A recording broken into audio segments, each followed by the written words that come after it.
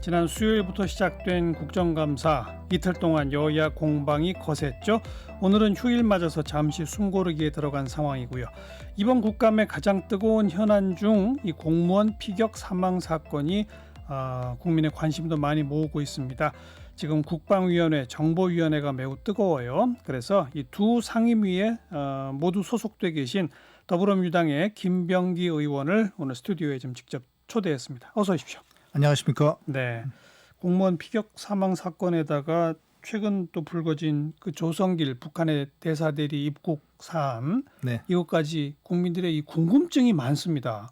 네. 오늘 김 의원이 우리 궁금증 다 풀어줄 수 있습니까? 최선을 다해 보도록 하겠습니다. 우선 공무원 건은 지금 처음에 우리 군이 각종 첩보를 종합해서 정보화 시켰을 때 공식적으로 발표했잖아요. 월북이다. 그다음 시신을 불태웠다. 그랬잖아요. 그렇습니다. 그랬다가 북한에서 우리한테 통지문 보낸 내용에 그런 내용들이 없다 보니 네. 그럼 뭐가 맞는 거냐 이거거든요. 네. 뭐가 맞는 겁니까?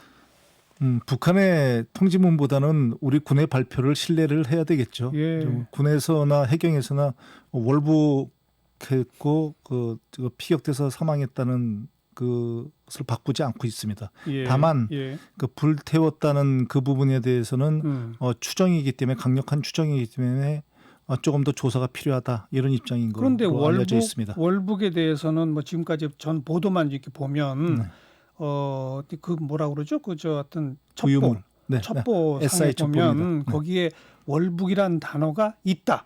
그거죠? 공식적으로는 발표하고 있지 않습니다. 근데 그런 보도가 막 있잖아요. 네, 보도는 나오고 있습니다만 군에서 확인은 해주고 있지 않은 상황입니다. 그런데 또 어떤 보도는 그 단어가 있긴 있는데 그 피살된 공무원의 목소리인지는 분명하지 않다는 거 아니에요? 또 SI 첩보이기 때문에 그것이 추정일 뿐 그런 거에 대해서 군에서 확인은 해주고 있지 않습니다. 근데 또 같은 배를 타고 있던 동료들이라든지 또 아니면 가족이라든지 이런 많은 분들이 이 진술은 대부분 월북이 아닐 것 같다라고 하는 쪽의 진술이 더 많잖아요. 그렇긴 하지만 이 월북이라고 판단한 것은 여러 가지 첩보, 특히 그 특수출처 첩보 등을 종합해서 우리나라의 최고의 전문가들이 판단을 한 것입니다. 반면에 월북이 아니라고 주장하는 분들의 주장을 보면 대부분 그럴 리 없다는 정황 증거를 가지고 주장을 하는 것이거든요. 그렇기 때문에 전문가의 판단을 갖다가 이런 경우에는 저는 신뢰를 해야 된다고 생각하고요. 특히 만약에 그분이 월북이 아니라고 한다면 북한에서 발견될 수가 없는 거 아니겠습니까? 북한에 어떻게 하든지 표류했을 수도 있지 않습니까? 월북이든 표류든 인위적인 방법으로 지금 해경이나 군에서 일관되게 저희한테 그 상임위에서 말하고 있는 것이 주장하고 있는 것이 인위적인 본인의 노력이 없이는 갈 수 없다 이렇게 얘기를 하고 있는 것입니다. 그 판단을 바꾸고 있지 않습니다. 그때 그 해류상 그냥 떠내려갔다면 북쪽으로 안 간다는 그렇습니다. 거죠. 그 표류된 실종된 주위에서 빙빙 돌 수밖에 없다고 합니다. 그런데 반면에 인위적인 노력을 한다면 조류를 이용해서 33km 정도를 갖다 갈 수 있다. 그러니까 조류의 방향이 타원형으로 바뀌고 있거든요. 그 조류를 이용해서 갈 수 있다고 군에서 또 해경에서는 판단하고 있습니다. 근데도 월북이 아니라고 하는 식의 뭐 가족의 호소, 또 각종 뭐 야당 쪽에서의 또 주장 이런 것들이 있다 보면 물론입니다. 군 당국이 월북이라고 판단한 근거가 되는 그 첩보들을 다 공개할 수 없는 거예요? 그건 SI 첩보이기 때문에 절대 공개할 수 없습니다. 그건 한미 정보 당국이 함께 공유하고 있는 첩보거든요. 굉장히 중요한 첩보입니다. 그 일례를 들면 그게 어느 정도로 출처를 개척하기가 어려운 첩보냐면은 일례를 들면 그 국정원에서 가끔 이제 제가 국정원의 경험을 말씀드리면 국정원에서 그 지금 그런 특수 출처의 그를 개척하는 경우가 있습니다. 그럼 그 특진 대상자입니다. 그 정도로 어려운 첩보고 출처를 갖다 구하기 어려운 거기 때문에 보호를 해줘야 되고 미국 같은 경우에 굉장히 지금 예민하고 반응하고 있는 것 같아요. 그래서 이번에 그 정보 공유가 앞으로 또 미국과 잘 될지 군에서는 좀 염려하고 있는 상황이더라고요. 그런데 야당의 원내대표는 바로 그 SI 첩보라고 하는 것에 이런 단어가 있다. 그건 또 뭡니까 이거? 그건 뭐 공식적으로 좀 확인을 갖다가 안 해주고 있지만 사실 그런 것 자체가 논의되고 있는 것 자체에 대해서 개탄합니다. 사실 그런 것이 비록 언론에서 이렇게 뭐 비보도를 전제로 했던 어떻게 했던 예. 언론에 보도돼서도 안 되지만 보도됐다 하더라도 그걸 인용하는 것은 굉장히 조심스럽게 해야 된다고 저는 그런데 생각합니다. 그렇게 조심히 다뤄야 할 군의 그 SI 첩보 내용이 특정 단어까지가 어떻게 해서 야당 의원한테 가게 되나요? 물론 뭐 여러 가지 그 상황을 보니까 비보도를 전제로 뭐 이렇게 말을 했다 뭐 이런 얘기들을 하지만 야당 의원들께 갔다 하더라도 그거를 야당 의원들께서 적절하게 다른 용어로 바꾼다든지 상황을 이렇게 바꿔서 얘기를 해야지 네. 그걸 그대로 단어를 노출시키면은 그건 굉장히 위험한 상황, 위험하다고 생각을 합니다. 최종적으로 월북인지 아닌지를 근데 공식 확인해야 네, 그 이제 공무원 그 유가족 연금이나 이런 문제도 또 달려 있잖아요. 그렇습니다. 법률적으로 네, 그렇습니다. 어떻게 해야 됩니까 이런 경우? 그 아마 군에서 그리고 저 해경에서는 지금의 판단을 바꿀 것 같지 않고요. 이런 경우에 이제 북한의 저 공동조사를 갖다 예. 요청했지만 예. 저는 공동조사에 응하리라고는 생각하지 않습니다. 이미 뭐 벌써 세월이 많이 흘렀는데 아무런 응답이 없잖아요. 네, 다만 이제 서면 조사 등을 통해서 이게 어떤 것인지 확인을 해볼 필요가 있지만 북한의 또 그 보고를 북한이 일방적으로 저희한테 보내주는 문서를 또 신뢰를 어떻게 하느냐도 문제거든요. 예. 그렇기 때문에 상당히 장기간 공방이 그렇군요. 가족들 간의 갈등이 야기될 수밖에 없을 것입니다. 그러니까 군이 그 월북했다는 그런 판단을 고수하는 한 네, 아마 연금 지급이 안 될 것 같고 그렇습니다. 그렇게 되면 유가족들은 소송을 제기하게 될 것 같고 뭐 그렇게 결국은 되겠죠. 법정 공방으로까지 가겠다 이런 거네요. 네. 이제 반면에 이제 야당에서는 월북 쪽에 대해서는 같은 SI 첩보인데도 극구 부정하면서 반대로 그 총격을 했다. 그 다음에 시신을 불태웠다. 뭐 연유를 발라서 뭐 이런 단어들을 쓰면서 야당 쪽은 또 그쪽은 강조한단 말이에요. 그렇습니다. 지금 그런 상황입니다. 근데 우리 군도 처음에는 시신을 불을 질렀다라고 발표했잖아요. 네. 그러다가 그 입장은 좀 바꾸고 있는 겁니까?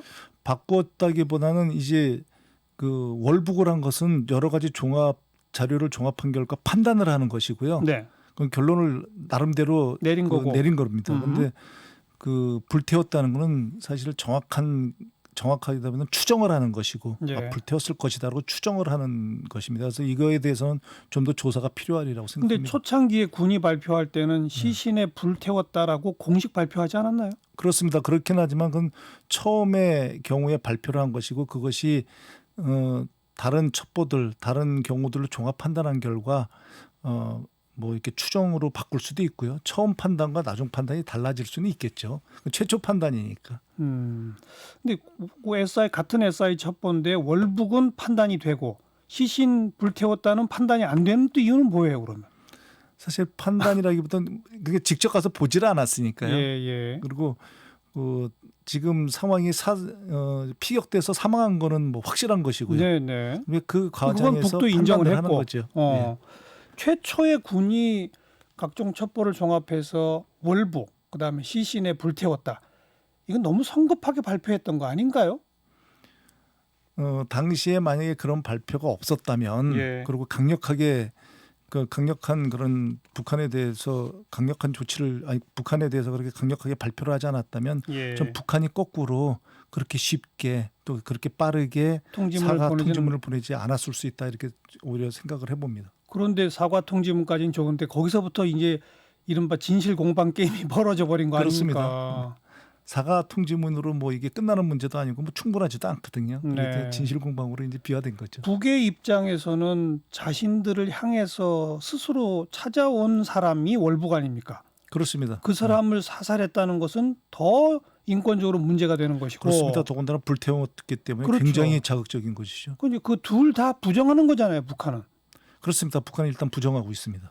그러니까 용어가 월북은 모호하고 불태운 건 강력하게 부정하고 그렇게 있습니다. 네.